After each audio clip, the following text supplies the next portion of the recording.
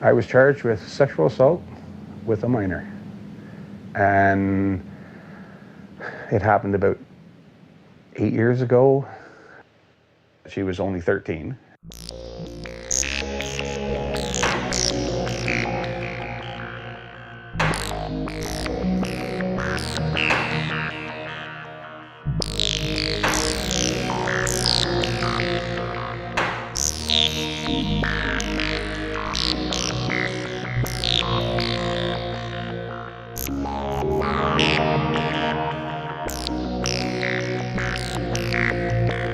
It was actually the afternoon. I'd had a few drinks and met somebody in the bar, and they were kind of cuddling up to me, and so I just said, well, like I live not far from here, and she came with me, and then what happened. She looked old enough.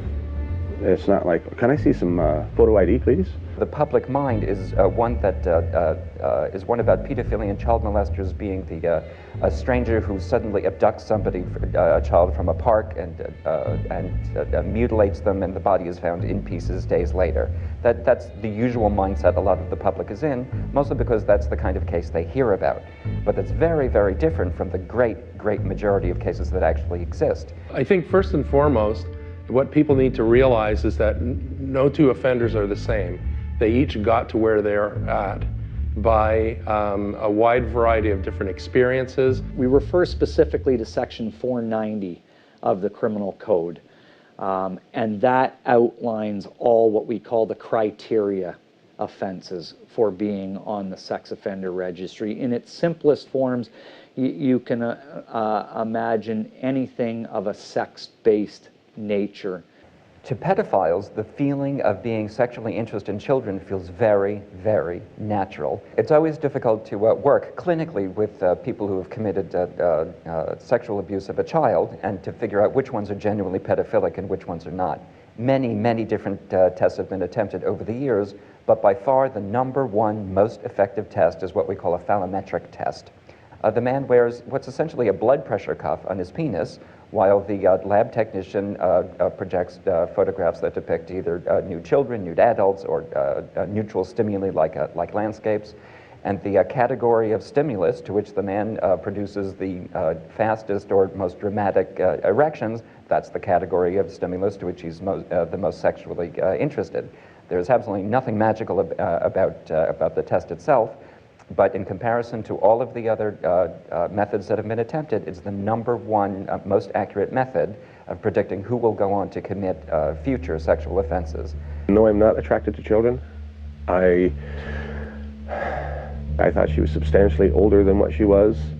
I don't have any interest in children. What happened, and then afterwards, she said, I'd like you to give me, I want you to give me $500 or I'm going to go to the cops and say that you raped me. For the most part, your average sexual offender is somebody who offended against someone within his family, and who for the most part is not at particularly high risk to reoffend once he's been identified as having, that sort of problem.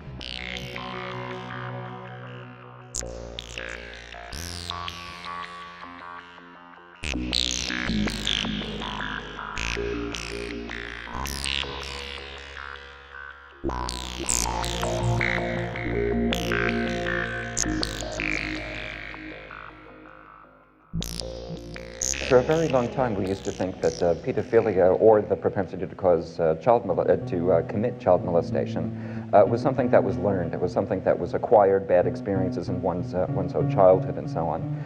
But really, the contemporary research is pretty consistent in indicating there's something actually wrong with how the brain itself developed. There's not much you can do. The cops knock on the door, woke me up, and said, asked my name, and they said, you're under arrest for sexual assault of said person. Today there's often a very good vengeance-oriented approach. It's become so reported, almost cliche in how well it's reported, that people often feel like they want to demonstrate just how anti-pedophilic they are. If we deemed as an investigator that we had reasonable and probable grounds to arrest the person, then we would then take it to the next step and arrest the offender, and they would be charged. You start coping as soon as the cops walk up the door and slap the cuffs on you. And you got no choice, and you're in the legal system whether you like it or not. I was embarrassed hearing about the conviction, you know, always worrying about what everybody else is going to talk about. But something like that, you can't really let it bother you. What has happened has happened. The charges can't be changed. I was fired from my job on Christmas Eve, and they said, I'm sorry, but because of the job you're doing, we can't have somebody with that type of charge. So too bad, so sad, see you later. They get asked, questions about their health. Any injuries they have at the time of admit are documented, so that if they come in and start to say like, oh, I got beat up in jail, that we can cover our butts and be like, well, they already came in with these injuries. So whether they happened during arrest, whether they happened because they were mouthy to some officer somewhere, I don't know.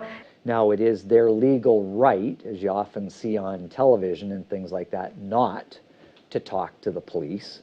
So there is a full formal process for, even as us police officers, talking to the offender and what information we can gain and get back in what we call a formal statement. I was around 15 when my dad's trial actually took place, and I don't know, we didn't really have too many conversations about it. Felt that I didn't need to go to jail. They could have just say something like probation, but like very strict probation. But ultimately it's left then to the criminal justice system to weigh, to examine, to scrutinize our investigation and make a determination on whether we had met the threshold that they should be convicted. The justice system, the way it stands right now, as soon as, it doesn't matter what the evidence against you is. It does not matter. The police charge you because they'd rather charge you and let the courts deal with it than to say, no, that's bullshit. And in determining whether you want to go to trial or not, whether it's a sexual assault offense or something of a sexual nature versus some other type of offense, you always have to take a look at what the repercussions are of pleading guilty. The night before it went to trial, the lawyer wanted another $10,000 or he would bow out before the trial, which would leave me with no lawyer. And I said, I'm sorry, but I'm not going to do that. So what ends up happening is because of my choice of lawyers, I end up getting screwed. Not only financially, but also for a year of my life. I told my lawyer that to get me the best deal he could. We went to court. We went to court later on that day and said that the change of plea to guilty.